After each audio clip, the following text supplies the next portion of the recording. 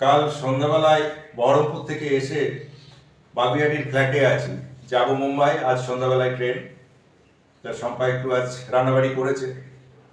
আমি আমাদের বাগুইআটির ফ্ল্যাটে কালকে রাতের বেলা এসেছি। আজকে কি রান্না, এখানে একটু রান্না হয়েছে, রান্না কি করেছি দেখাই।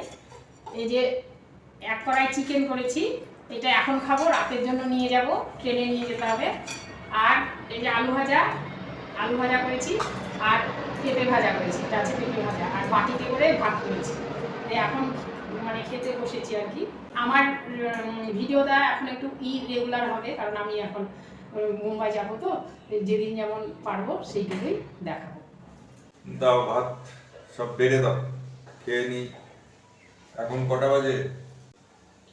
1:12, 1:15 প্রায়।